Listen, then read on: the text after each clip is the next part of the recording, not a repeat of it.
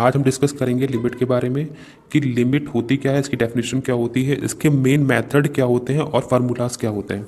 तो पहले बात करते हैं डेफिनेशन की। If limit x tends to a f x exist then definitely L H L is equal to R H L.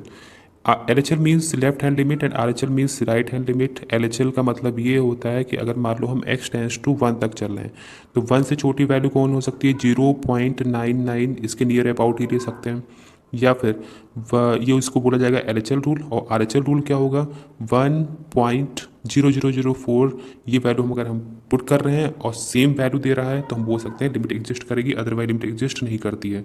तो अगर लिमिट एग्जिस्ट नहीं करती है तो उसको हम कैसे सॉल्व कर रहे हैं, उससे कुछ मैथड्स के बारे में डिस्कशन करते हैं। तो पहला फॉर्म होता है इसका the form of 0/0। That is the most important form of your limit. Limit x tends to a fx upon gx is 0/0 form.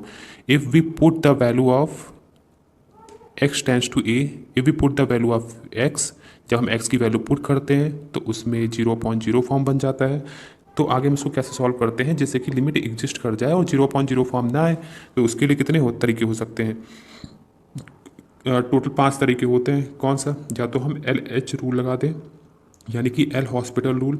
L hospital rule generally होता क्या है, इसमें डिनोमिनेटर और न्यूमिनेटर का हम अलग अलग डिफ्रेंसिएशन कर देते हैं, उसके बाद लिमिट पुट करते हैं, देन हमारी वैल्यू वहाँ से मिल जाती है। अगर लिमिट वैल्यू पुट करने के बाद में भी 0/0 फॉर्म आ रहा है तो अगेन हम एल एच एल रूल लगा देते हैं, यानी कि अगेन हम डिफ्रेंशिएट कर देते हैं डिनोमिनेटर को अलग और न्यूमिनेटर को अलग, तब हमारे पास में स्पेसिफिक वैल्यू आ जाती है। या फिर फार्मूला टेक्निक का यूज़ कर सकते हैं। अगर रूट में वैल्यू आ रही है तो उसको हम डिस्क्रिटाइज कर सकते हैं न्यूमिनेटर और डिनोमिनेटर के थ्रू। या फिर रिमूव कॉमन फैक्टर, अगर हमें कॉमन फैक्टर दिख जा रहा है तो उसको रिमूव कर लेते हैं, उसके बाद में देन इसको हम सॉल्व कर लेते हैं। फिर अगर एक्सपेंशन के थ्रू मुझे करना है, जैसे e की पावर x हो गया, साइन x, कॉज x, इन सब का एक्सपेंशन करना है तो वैल्यू पुट कर देंगे, इनको पहले एक्सपेंड कर देंगे, देन वैल्यू पुट कर देंगे, आंसर आ जाएगा। दूसरा फॉर्म होता है the form of infinity upon infinity. अगर इन्फिनिटी अपॉन इन्फिनिटी फॉर्म में आ रहा है तो हम सेम मेथड कौन सा यूज़ कर सकते हैं, एल हॉस्पिटल रूल लगा सकते हैं, कंपेयर कर सकते हैं उनकी डिग्री को लेकर, रेशनलाइज कर सकते हैं, एक्सपेंड कर सकते हैं, या फिर ए अपॉन एन और ए की पावर 2n का फॉर्मूला अप्लाई कर सकते हैं। बात करते हैं किसकी, compare of degree of x. That is a very important topic for your examination purpose. अगर हमारे पास में लिखा है limit n tends to infinite 3x की power 4 plus 2x plus 1 upon 5x की power 4 plus x cube plus x plus 2, तो इनमें सबसे पहले देख लेते हैं कि पावर किसकी सबसे बड़ी है। तो यहाँ पावर की सबसे बड़ी दिख रही है, x की पावर 4 की पावर दिख रही है, तो उसको कॉफिशिएंट ले लेंगे। तो x की पावर 4 का कॉफिशिएंट क्या है, 3, और नीचे डिनोमिनेटर में भी x की पावर 4 का कॉफिशिएंट क्या है, 5 है। तो एग्जैक्ट आंसर आ जाएगा 3/5।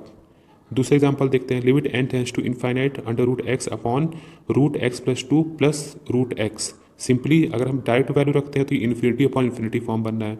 तो इसमें देखते हैं कि x की पावर 1/2 एक ही पावर हमें दिख रही है, तो x की पावर 1/2 यानी कि जो न्यूमिनेटर है उसमें सिर्फ कॉफिशिएंट 1 होगा और नीचे वाले में x प्लस 2 का होल पावर 1/2 है, तो इसमें भी क्या है, कॉफिशिएंट 1 है।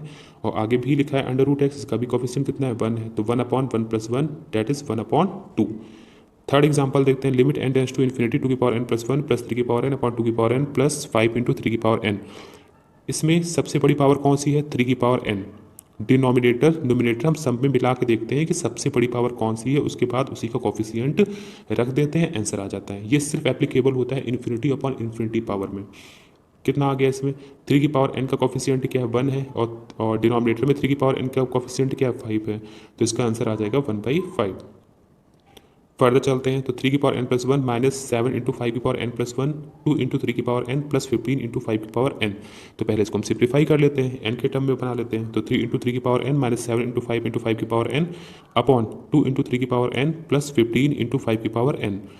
तो डिनोमिनेटर में कितना है, डिनोमिनेटर में 15 है, कॉफिशिएंट 5 की पावर n, 3 की पावर n 5 की पावर n में कौन बड़ा है, 5 की पावर n बड़ा है, तो डिनोमिनेटर और न्यूमिनेटर में क्या ले लेंगे, 5 की पावर n के कॉफिशिएंट्स को ले लेंगे, तो आंसर आ जाएगा माइनस का 7/3।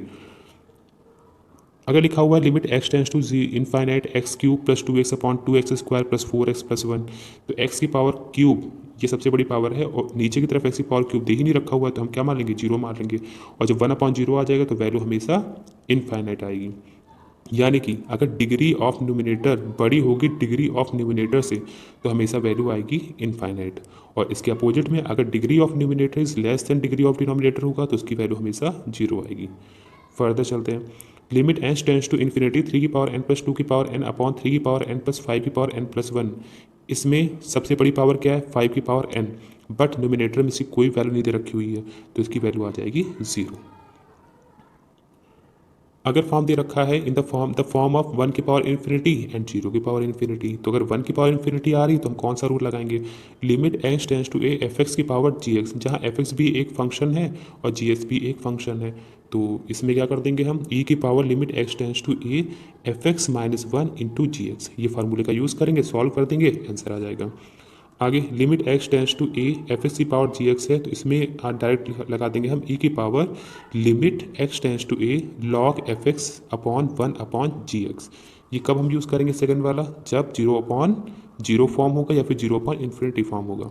Limit x tends to infinity x plus 5 upon x plus 1 की होल पावर एक्स प्लस 2, तो इसमें वही लगा देंगे कि किसकी पावर बड़ी है, तो इसमें x प्लस 5 और लिखा है x प्लस 1, ऊपर पर लिखा है x प्लस 2। तो इसमें भी एक शॉर्ट ट्रिक निकल आ जाती है कि जो x के साथ में होगा प्लस में और जो नीचे x के साथ में होगा प्लस में, दोनों को आपस में e की पावर में लगा के सब्ट्रैक्ट कर देंगे, आंसर आ जाएगा। नेक्स्ट बात करते हैं limit x tends to infinity x square plus 3x plus 1 x square plus 2x plus 3। इसमें जो सबसे बड़ी पावर होती है उससे कम पावर में जाएंगे, एक पावर कम में जाएंगे। अब ई की पावर में दे रखा होता है तो और होल पावर कितनी दे रखी है एक्स दे रखा हुआ है, तो हमेशा ई की पावर कितना आ जाएगा 3 माइनस 2, यानी कि ई आ जाएगी वैल्यू।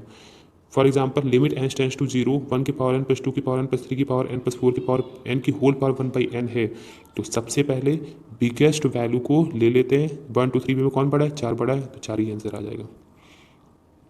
अब फार्मूले की बात करते हैं कुछ। Limit x tends to 0 sine x upon x is equal to 1, limit x tends to 0 x upon sine x is equal to 1। Sine inverse x upon x की वैल्यू भी 1 आती है और x upon sine inverse x upon 1 इसकी value आती है sine x minus a upon x minus a is equal to 1। ऐसे ही सारे फार्मूले देख सकते हैं, बस इसमें ध्यान रखो कि जब एक्स की वैल्यू हम यहाँ पे रखेंगे तो साइन 0/0 आएगा, कि 0/0 फॉर्म बनना है। अगर वैल्यू पुट करने पर 0/0 फॉर्म बनना है तो उसकी वैल्यू हमेशा 1 ही आएगी। और अगर उसमें मल्टीप्लाई दे रखा हुआ है, जैसे कि इस साइड लिखा हुआ है tan के एक्स अपॉन एक्स, तो इसमें k एक्स्ट्रा आ रहा है, तो जब k एक्स्ट्रा आ रहा है तो यहाँ पे k ही डायरेक्ट वैल्यू आ जाएगी इसकी, और tan एक्स अपॉन एक्स की वैल्यू 1 आ जाएगी। तो यहाँ से सारे फार्मूलों को एक बार देख लेना और इसको 2-3 बार लिख डालना जिससे कि ये पूरे पूरे लर्न हो जाएं।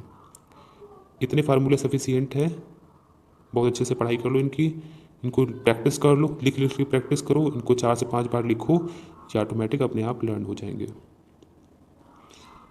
इनको पॉज करके ऐसे लर्न कर लेना। अगर कोई प्रॉब्लम आ रही है तो फिर से डिस्कस कर लेना।